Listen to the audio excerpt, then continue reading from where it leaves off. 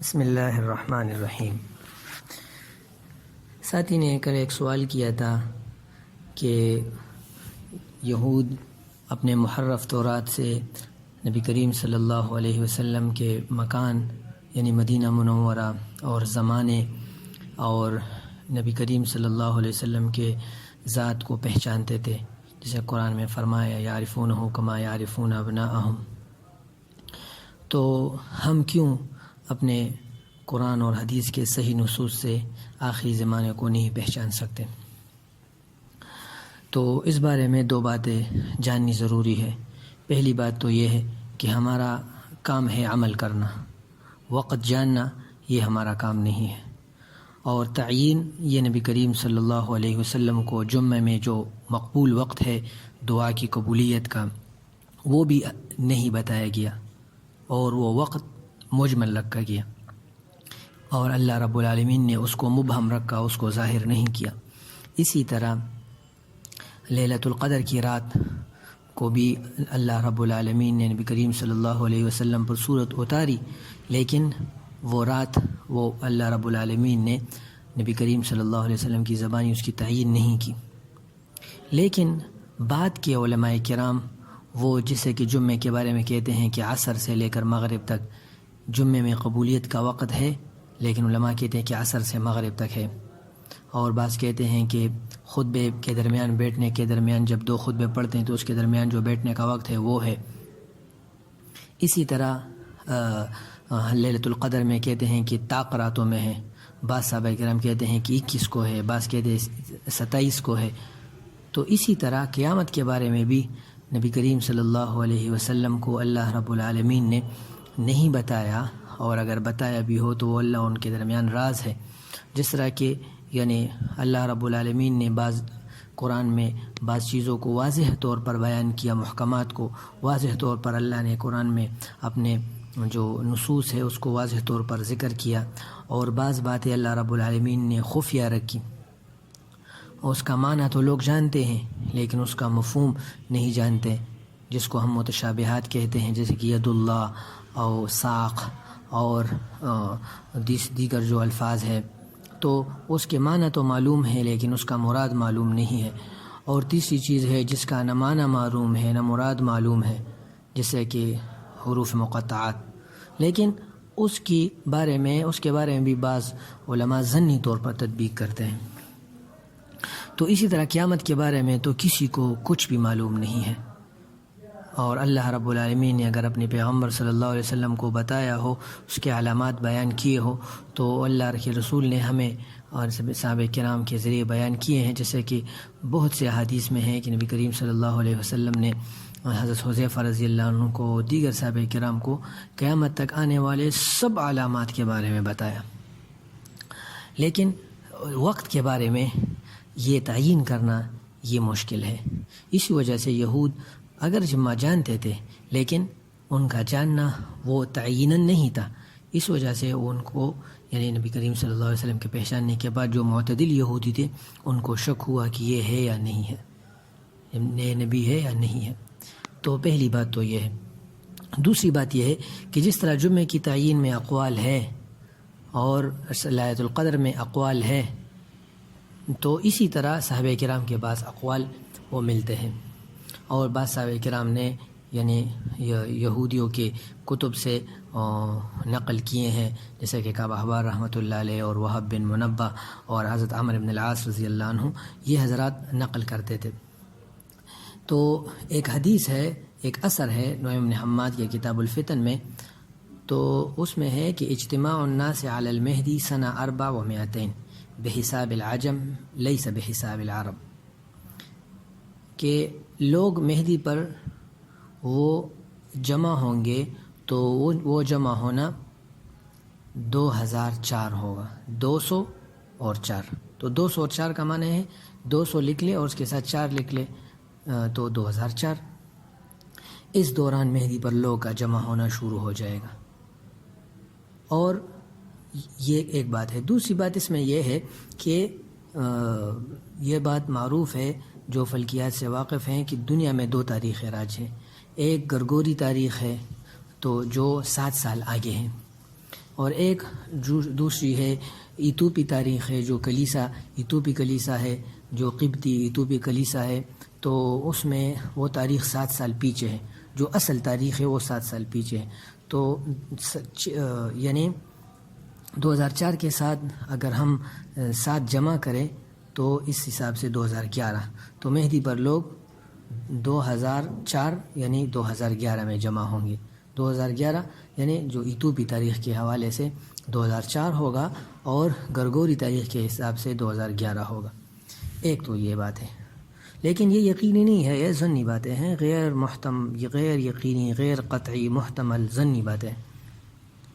دوسری بات یہ ہے کہ نبی کریم صلی اللہ علیہ وسلم کا ارشاد ہے کہ میرے امت پر 4 فتنے ہوں گے، اور آخری فتنہ جو فتنۃ الدہمہ ہوگا، فتنۃ الدہمہ کے بارے میں مختلف اقوال ہے. ابو ہریرہ رضی اللہ عنہ سے روایت ہے اور ابن حماد کی کتاب الفتن میں یہ سب موجود ہے کہ چوتھا فتنہ جو ہوگا وہ 18 سال ہوگا، اور اس میں ہر 9 میں سے 7 لوگ مر جائیں گے، اور اس دوران فرات کا مسئلہ بھی اٹھ جائے گا، نہر فرات کا.